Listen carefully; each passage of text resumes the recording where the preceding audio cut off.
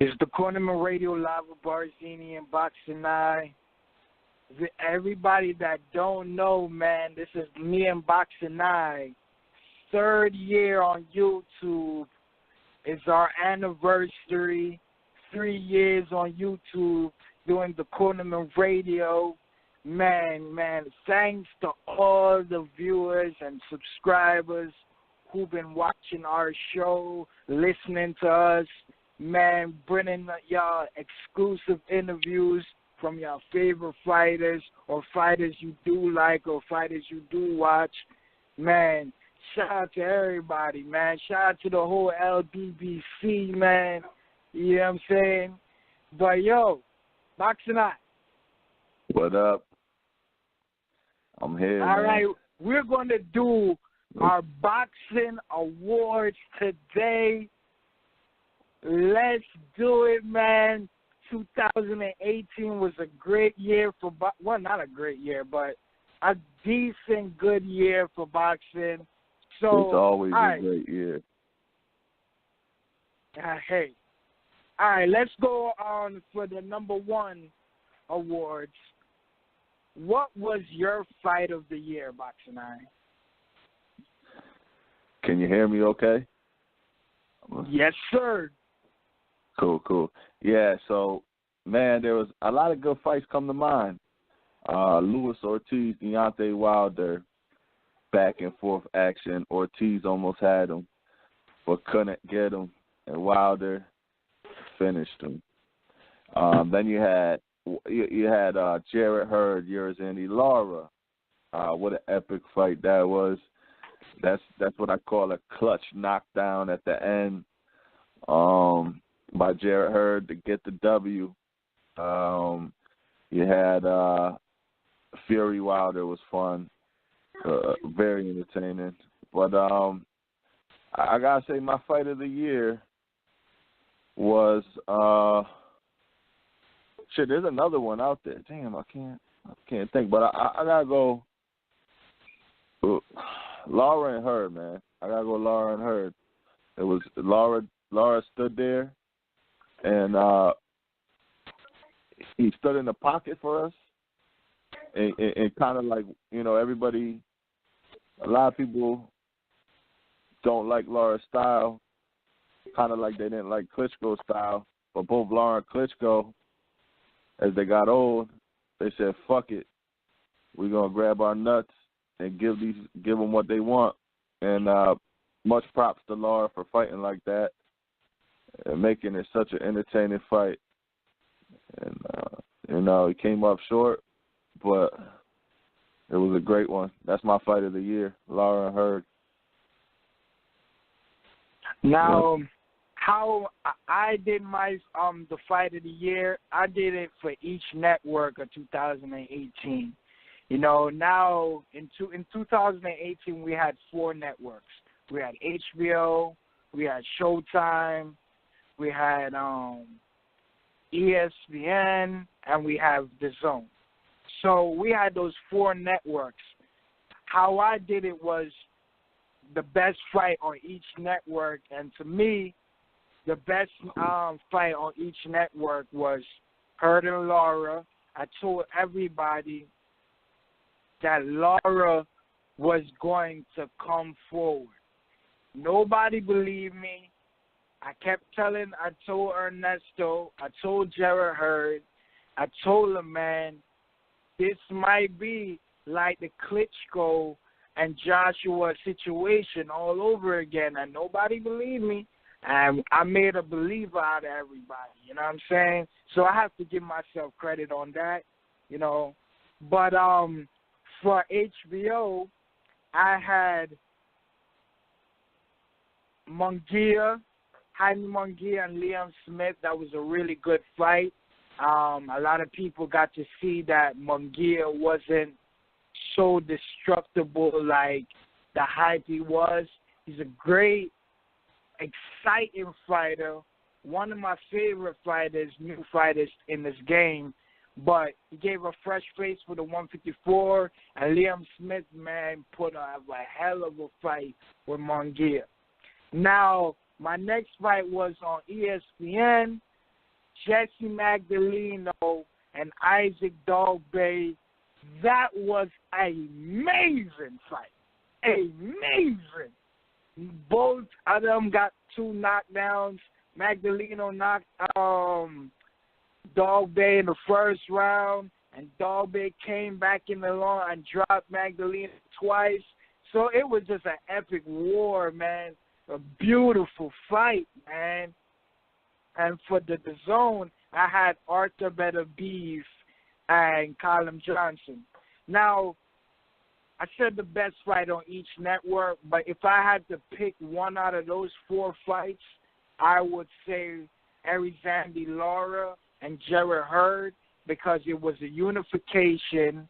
That fight meant a lot more to me than anything else.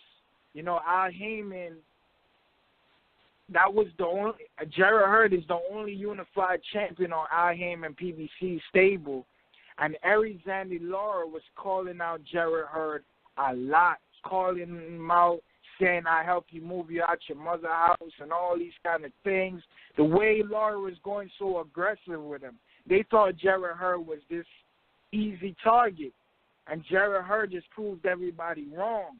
So that fight just made a lot for me, man. I think that was a hell of a fight. Man, it meant a lot, man. But I have to give it, Jarrett Hurd and Erizandi Lara is my number 1 fight of the year, 2018. Now, the next award is the fighter of the year. Who's your fighter of the year? My fighter of the year has to be Alexander Usyk, man. He,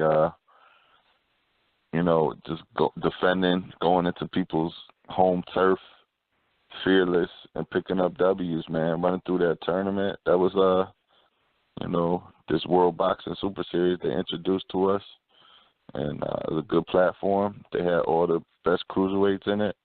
He took the crown. He took Undisputed, and then this dude, knocked Tony Bellew out. He had Eddie Hearn on the ropes, like, no. But, yeah, man, I don't think it's even a debate.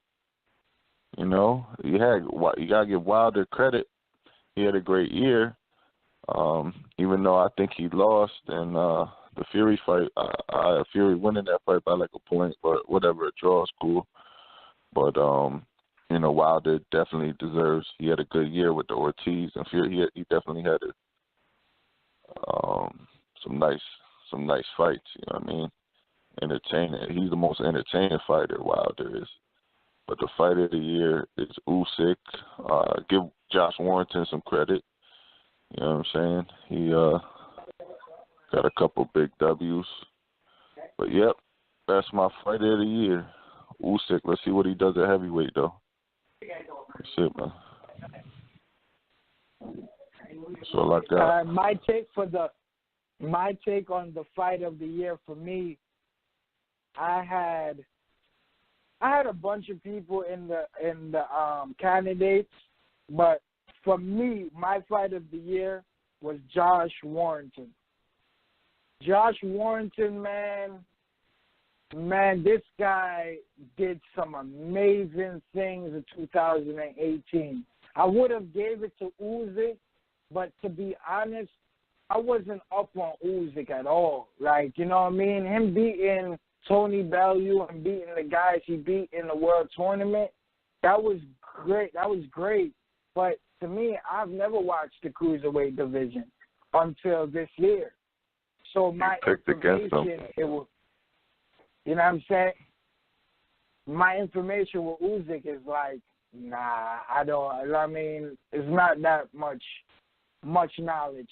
But Josh Warrington, he beat Lil Selby. Lil Selby was waiting for guys like Leo Santa Cruz and Carl Frampton.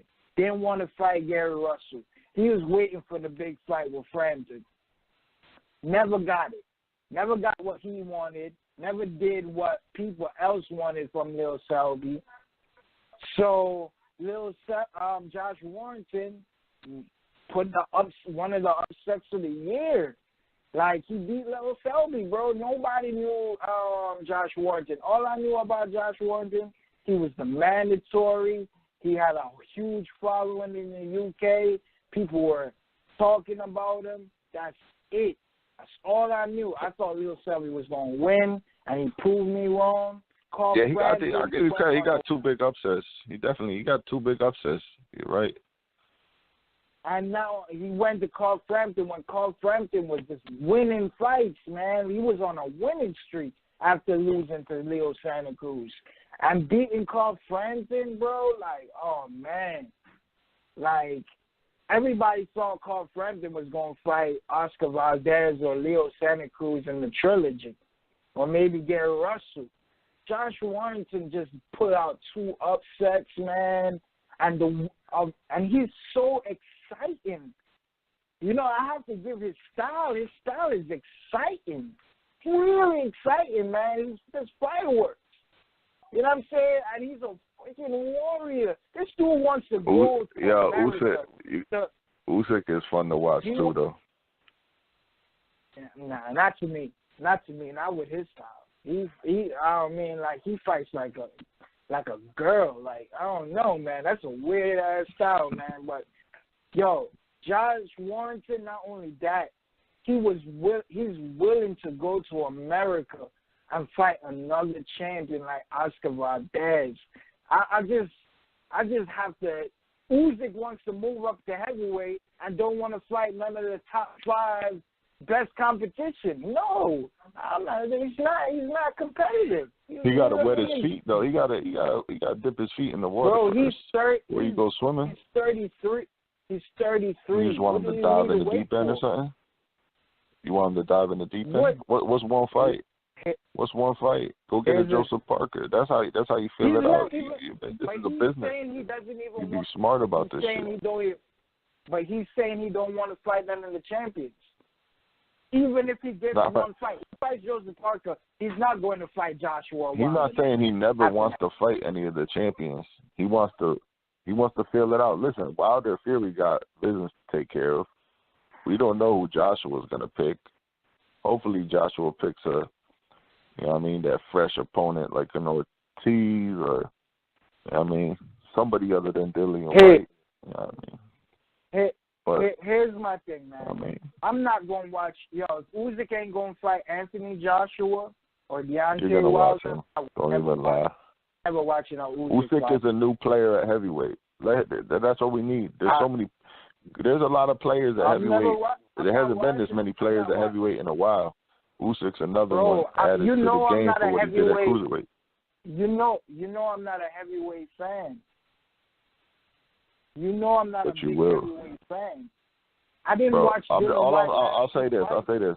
Chance to fight a Dillian White, a Joseph Parker, someone on that, or Ortiz, something like that. That's going to excite me. That should excite all fans.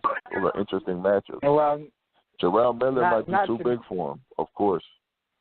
Anthony Joshua's probably too big for him. So.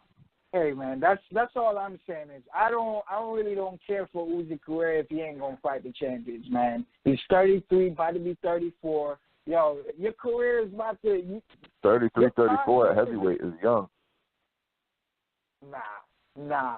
Especially when he hasn't been in any real. He's been in a couple good scraps.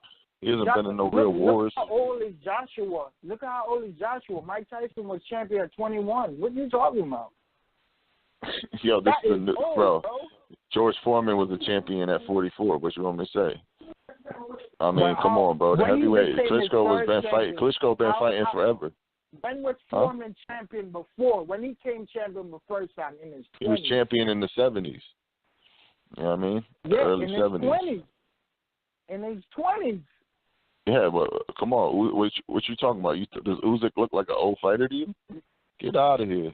Oh, I'm not saying. Get your vision checked. For me, for me.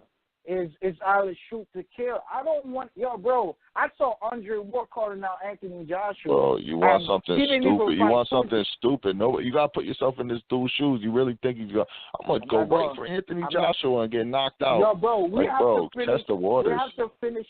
we have to finish the awards. It's 11.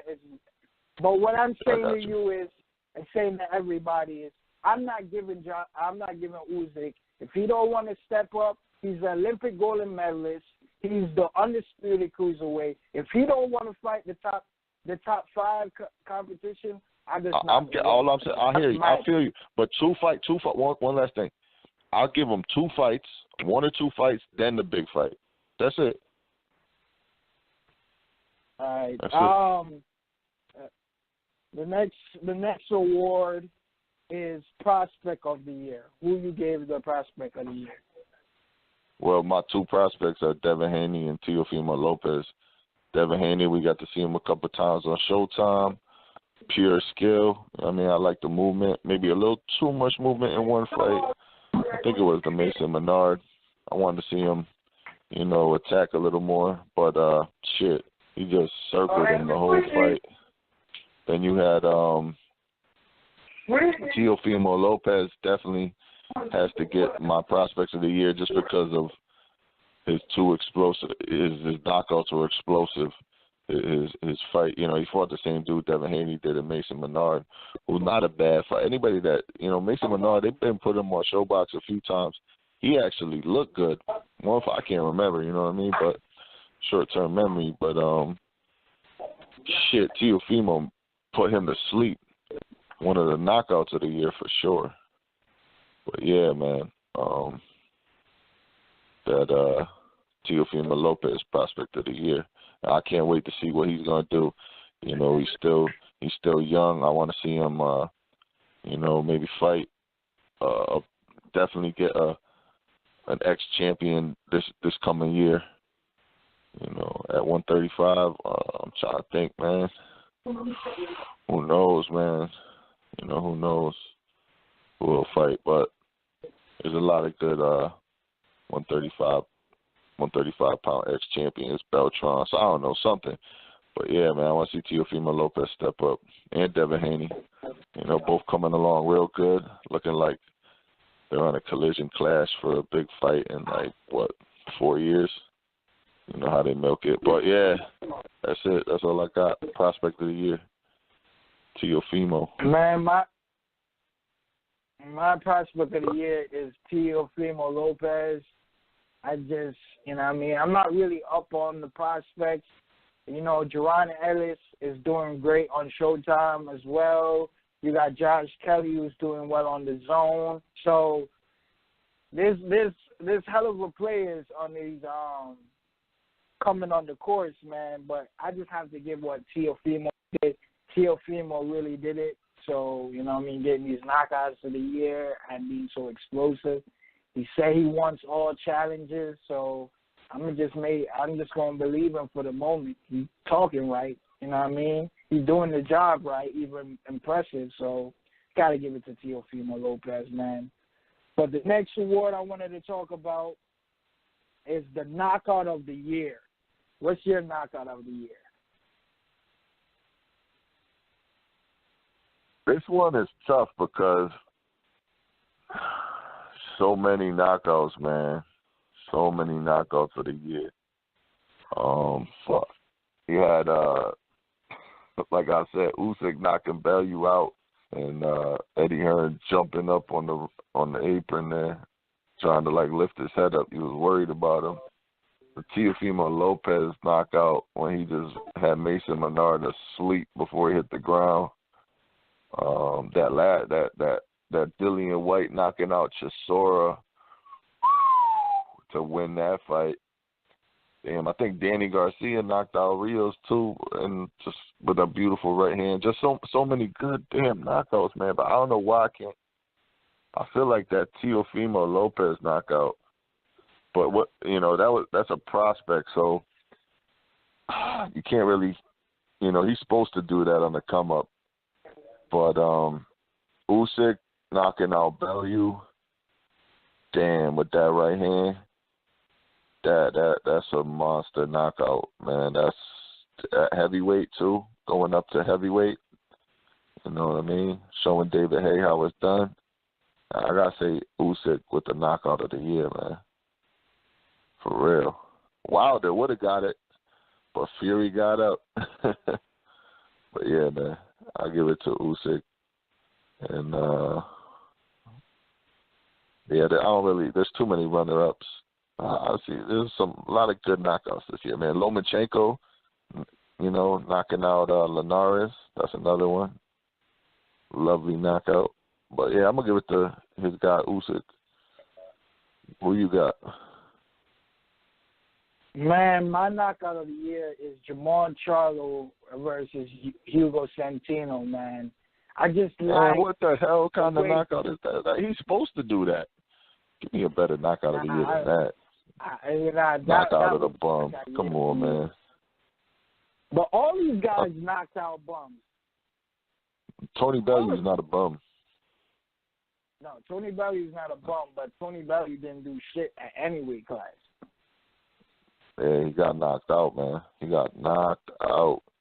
He better than you. Yeah, you can't compare. You got to get somebody better than Hugo Centeno. Like Brandon Rios, at least he never got fucking knocked out to the chin. He been stopped to the body by Bradley. But he wasn't cold out. The referee stopped it. Brandon got up. He did get up. Yeah. It looked like he wasn't gonna. I was surprised he got up. Santino didn't get up. You know what I'm saying? So I just Chisora, but I like that Chisora got. Chisora was sleeping, bro. I saw that knockout, the highlight, but I didn't see the whole fight. So you know what I mean. Well, unfortunately, that Adonis Stevenson one too, man. That unfortunate. No, I don't want to even give that knockout of the year, but the referee stopped the fight. Adonis was getting up. When I see a knockout, when I give a knockout of the year, I want that person cold. You know what I'm saying? Jermall Luis Ortiz. Cold. Yeah. He wasn't cold, bro. The referee knockout of the year against fucking Hugo Centeno. I've seen Hugo Centeno asleep before, so I don't know. Like sound asleep. But that's my knockout of the year, man. But let's move on. Who's your trainer of the year? Damn, trainer of the year.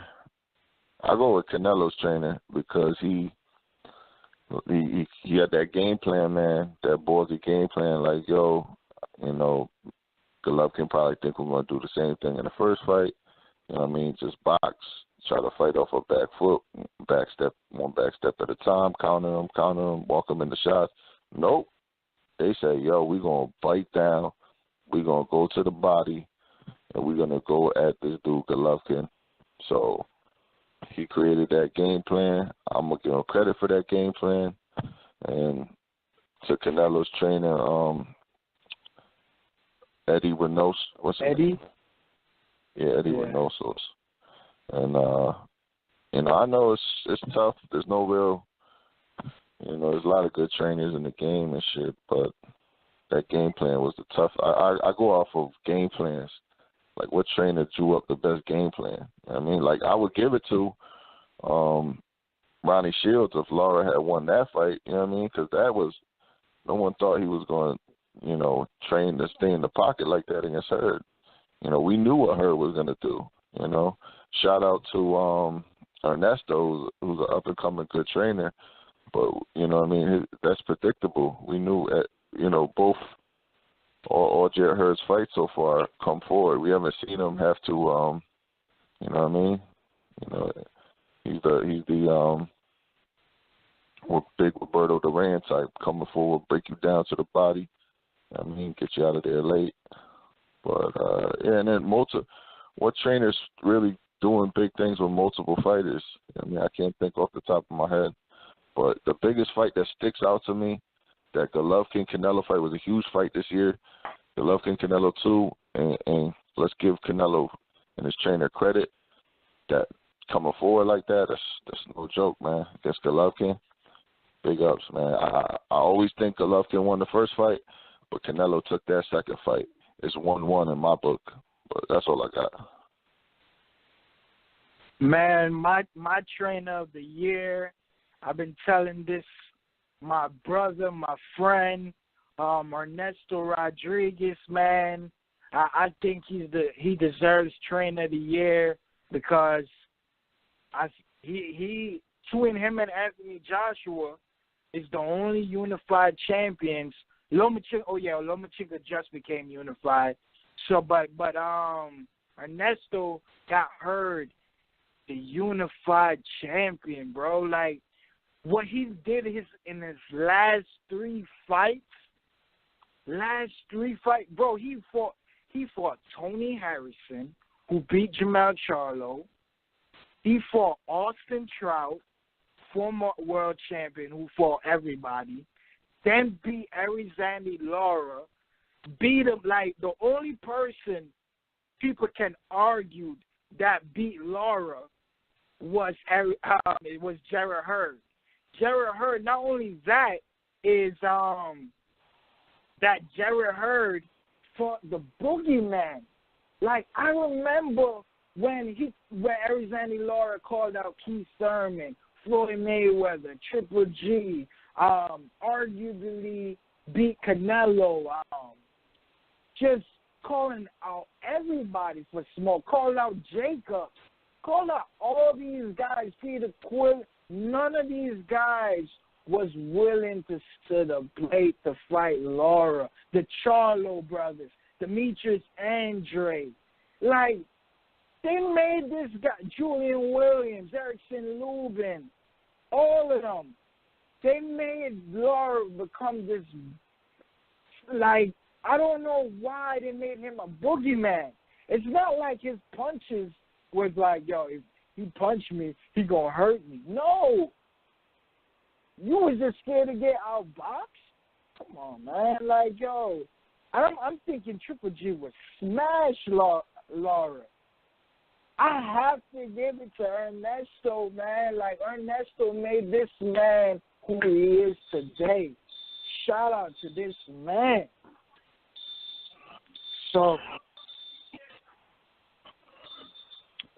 So it's really beautiful, man. Gotta give a shout out to Lomachenko's trainer too, his dad. Yeah. So all right. So my next award, man. But shout out to Ernesto Rodriguez, man. I gave him the Trainer of the Year. Hopefully he gets it, or hopefully he gets it in 2019. But who was your comeback fighter of the year? Comeback fighter of the year? Yeah. You go first. I gotta think about this one real quick. Trying to think. Well, my comeback fighter of the year is Tyson Fury.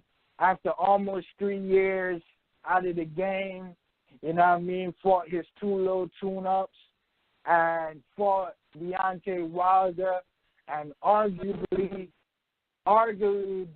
beat Deontay Wilder. I never thought Tyson Fury was serious. I don't care how much weight he lost.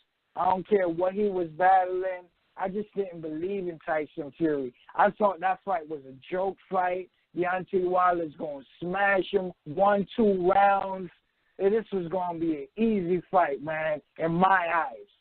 What I saw on December 1st, man, that white boy is special. When I mean that man is special, he is special. Special. I got to say, man, Tyson Fury, I'm happy to see Tyson Fury finally back. I'm finally starting to believe in him again, like the man Tyson Fury was in 2015 and the years before then. And she's back.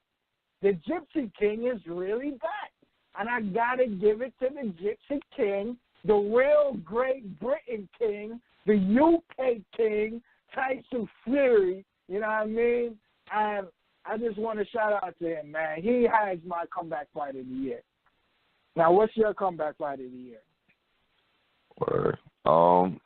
I can't disagree with that, man, but I will give a shout out to Sean Porter. You know, he was in a great fight with Danny Garcia, and he's been worse. As he lost, you know, he lost his IBF championship. When to Kell Brook? What was that, 2014? 2015, yeah. Right? A while ago. 14. So he worked hard. He had a lot of fights. I mean, And then he got opportunity because Keith, gave up the WBC, let Danny and this guy fight for it. And the opportunity came, 4 years later, and he's a world champion again. So that's a hell of a comeback too. But I think the surprise was everybody knew Tyson Fury had skills, but it was a huge question mark. Can this dude really do something this special? You know what I mean? A lot of people thought, he's going to take a couple more tune-ups. Even though I did say a long time on the show, I said, watch, he's going to do 2 fights in a big fight. Not knowing that it'd be Wilder.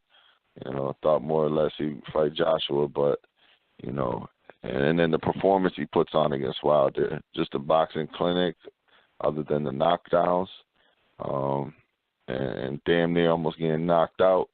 It was just a great fight by both men. Wilder is one of the most exciting guy to watch in boxing. You know what I mean? That unorthodox style. It's fun to watch him, man. No matter what you say, the heavyweight division is back on the map because of them 2 guys. You got Anthony Joshua across the pond. Can't wait to mix him in. You got Usyk coming up from cruiserweight. You got guys like Dillian White who are getting respectable wins, doing good things since he lost to Joshua. You got Luis Ortiz still hanging around. You know what I mean? He's a little old. Someone need to go clip him off. Then you got Joe Joyce on the come up. The heavyweight division is crazy, man. Thank you, Tyson Fury, for coming back and making this shit popping. So comeback fight of the year, I will agree with you 100. But yeah, that's it, man. All right. The next award is the best network of the year 2018. I think this should be easy, man. For me, it's Showtime. It's better than The Zone.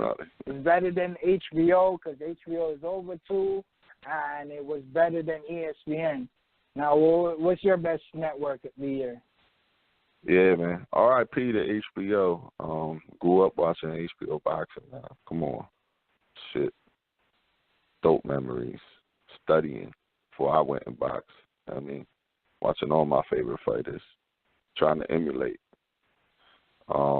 It's sad, but it's not that sad because Showtime.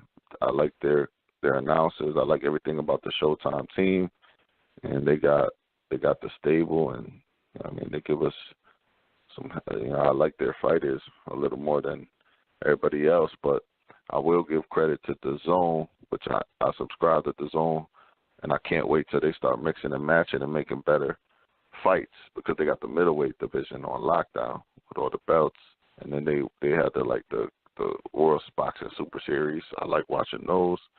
So The Zone bringing heat. I probably say The Zone is number 2, and then ESPN is number 3. You know what I mean? Because I hate how Crawford. I love Crawford and Lomachenko, but I just Lomachenko did his thing this year, but we knew he was going to win those fights. You know what I mean? We knew he was going to win them fights. We knew Crawford was going to win. It's like, damn, ESPN is okay. Like, they don't have the competition. They don't have, what Showtime has. So they're behind. You know what I mean? It's cool. You're like, you're on ESPN, the worldwide network of sports. But at least The Zone can, when The Zone starts mixing and matching, they can make some fucking great fights. They just got to do it. Canelo's over there. You got all them fucking middleweights, super middleweights. Be crazy, man. So, number 1, Showtime. Number 2, The Zone. Number 3, ESPN. That's how it went. Yeah. All right. Your upset of the year? Upset of the year. Go ahead. I got to think. I mean, I'm going off the top of the dome. I didn't write anything down. Let me think for a sec. I'm going to think about these weight classes. Yeah. Man, it was two upsets of the year. Well, it was kind of, you got Lil you got Josh Warrington and the Lil Selby. You had Josh Warrington and Carl I never Frank. thought much of Lee Selby. I never thought much of Lee Selby. But you had people picking Warrington from the UK, and I'm saying even though it was an upset. But my 2 runners were Isaac Dogboe versus Emmanuel Navarrete. I don't know if I'm pronouncing his last name right. Oh, I know. But nobody no. thought. The Aztec warrior. Nobody thought he was going to He put win it that on, fight. dog, bro. Yeah, nobody saw that. And then we have to have Jermell Charlo and Tony Harrison. Tony Harrison. It has to.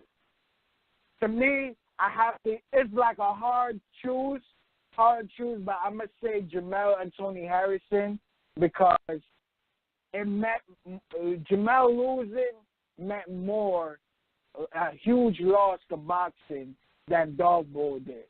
Because even if Dogboe won that fight, he wouldn't have.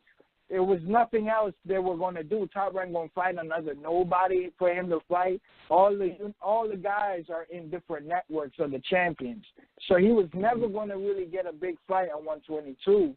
So it made that guy win. It made it much interesting in the 122 division. But Jermell losing, now a lot of people are not too excited for the Jermell and Jarrett Hurd. Even though they might still want it a little bit.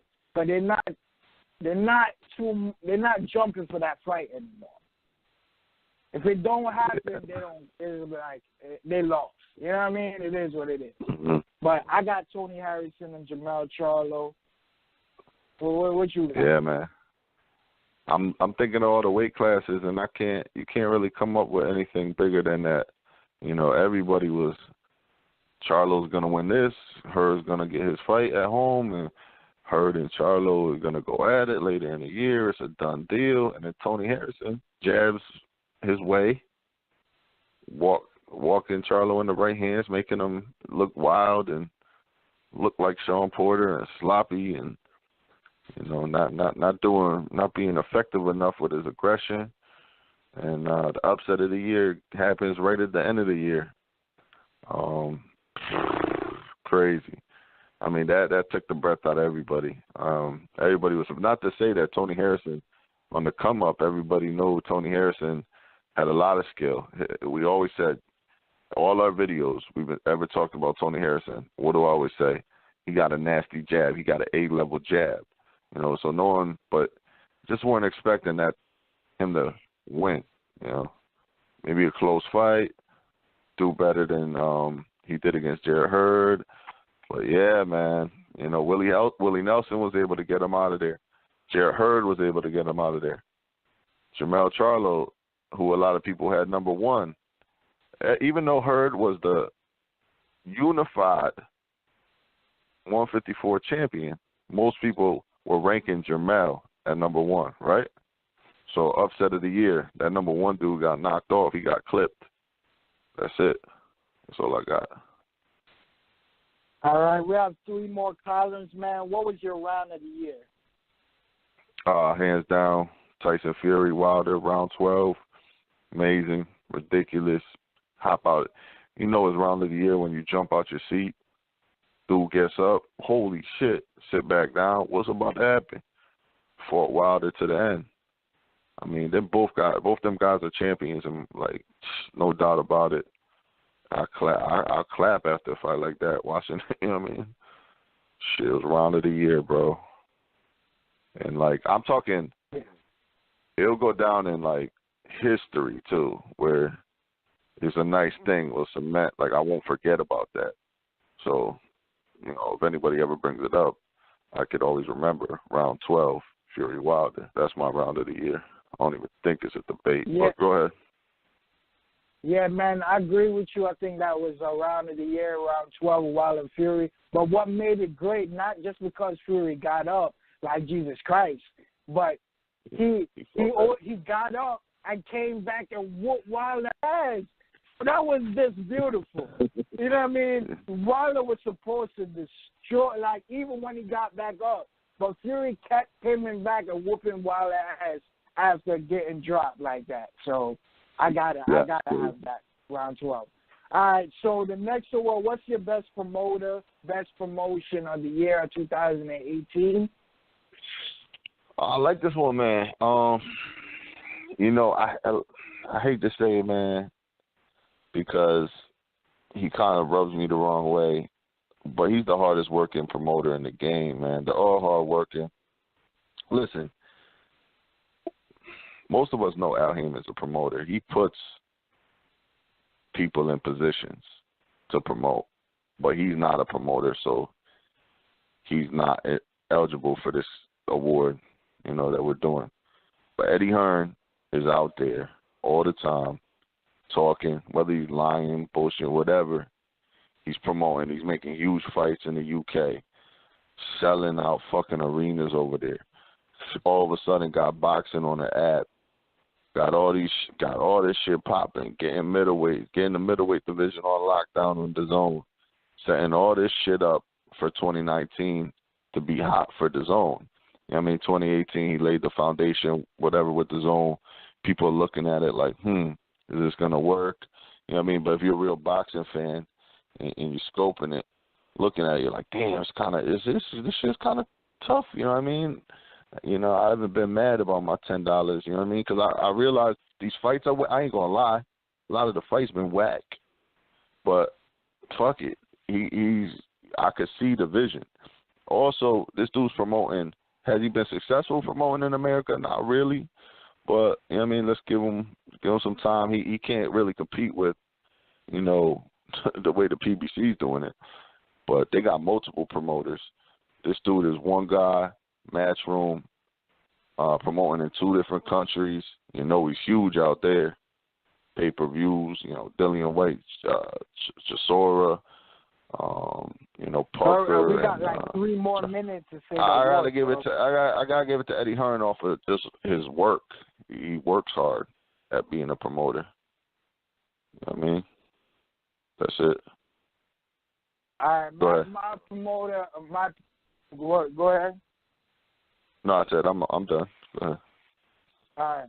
My promoter of the year is I think his name is Tom Brown at TGB Promotions. They promote majority of all the Al Heyman cards, the Laura Hurd, the Wilder Ortiz, the Wilder Fury, the Adrian Broner, Jesse Vargas, they do every single card of to Al Heyman's thing. So I give it to TGB. You know what I'm saying? And Danny Garcia and Sean Porter, they did that as well. So I have to give it to TGB, man. But the last award I want to talk about is the best YouTube boxing channel. Who do you give it up to, Boxing Eye? Man, there's a lot of YouTube channels out there that are doing good, but 2 that I go to, my downtime, I got to say the Boxing Voice and Trill Boxing. I started listening to that this year. 78, Black Fight Fan TV. Real entertaining, 2 characters, funny. They bring a lot to the table. You got the Boxing Voice out there. I don't think there's any channel that works as hard as them. So off the strength of just hard work and, if I'm on YouTube trying to click on some boxing, bam, it's the Boxing Voice of Trill Boxing. So that's it for me. All right, man. For me, I have to give it to Trill Boxing Talk, Black Fight Fan TV, and 78. The only reason I give it these guys because they came up with something new for 2018. Everybody like Fight Hype and the Boxing Voice and all the other YouTube channels have been doing the same story, the same things every time. They interview people. But what else are they doing differently? They're not switching it up, making it interesting for their YouTube channel to make people still be interested. When you do a new season, you want to make something new and fresh, give something a different storyline. And I felt like the Trill Boxing Talk created, and I felt like what they did was so new and fresh for the boxing world. So I got to give it to 78 and Black Fight Fan TV. Them dudes did a hell of a job on 2018. Salute to them brothers, man. My 2 favorite YouTube sports boxing channels. So shout out to them, man. But we just said all our awards are the boxing awards, man. Shout out to everybody.